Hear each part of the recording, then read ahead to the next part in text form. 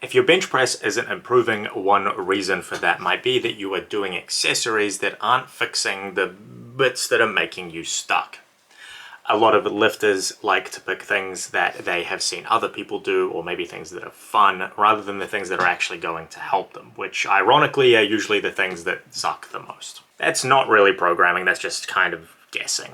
Bench presses tend to fail in specific places for specific reasons. So if you pick accessory movements that target those specific ranges of motion or joint angles, you tend to get better bang for your buck. Today I'm going to break down 3 common reasons why people fail their bench press, and then provide sort of 2 or 3 accessory movements that are going to target each one of those things. Before we get into it, you may notice that there are some exercises that show up in more than one category.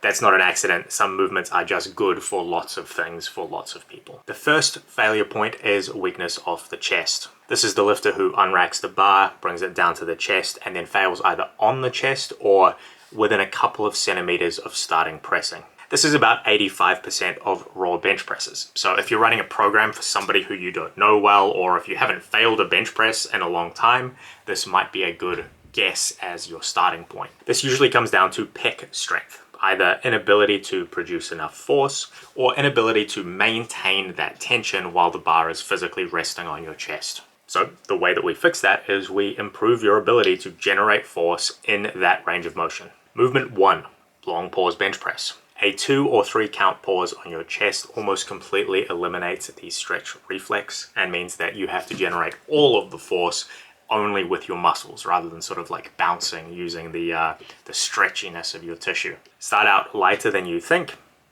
and focus on keeping tension throughout the entire press. 2, flat dumbbell press. Dumbbells tend to allow a greater range of motion than a barbell, which can mean that you are generating more force off the chest as you're sort of working that range of motion a little bit more. But also because you have to push them independently, it can help work on sort of left-right imbalances. Movement 3, push-ups. Push-ups are a hugely underrated movement for general pressing strength. They train the pecs through a relatively long range of motion, they're self-limiting in terms of load, and they're easy volume. Weighted or deficit push-ups can take this even further. If your push-ups are weak, your bench press will also be weak. The second failure point is towards lockout. This is for a lifter who can get the bar moving off their chest, but somewhere between halfway and the top end of the bench press, it sort of stalls out and they may struggle to finish the movement, sometimes more on one side than the other. Lockout failure is primarily a triceps failure.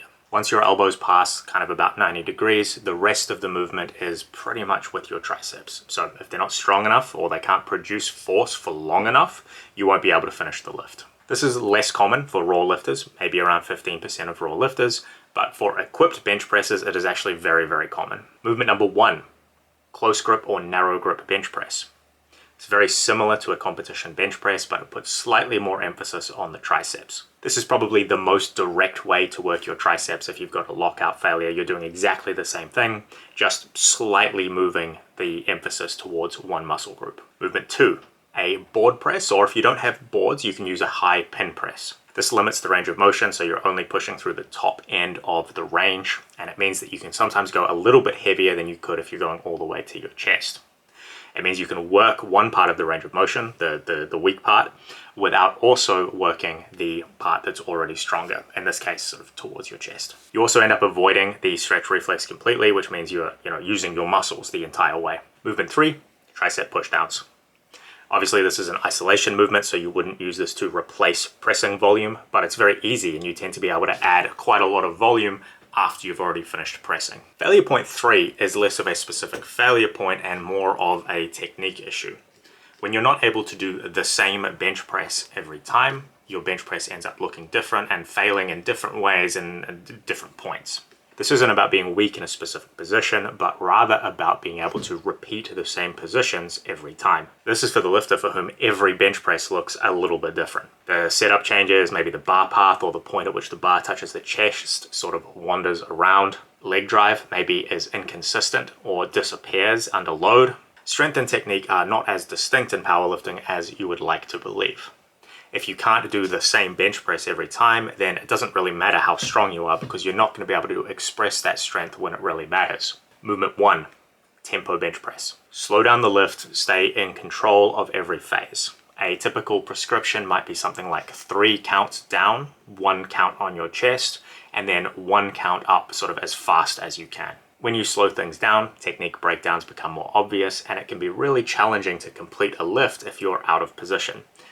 Naturally, then, as you do more of this, you end up in the correct position as your body learns the most efficient way to do that.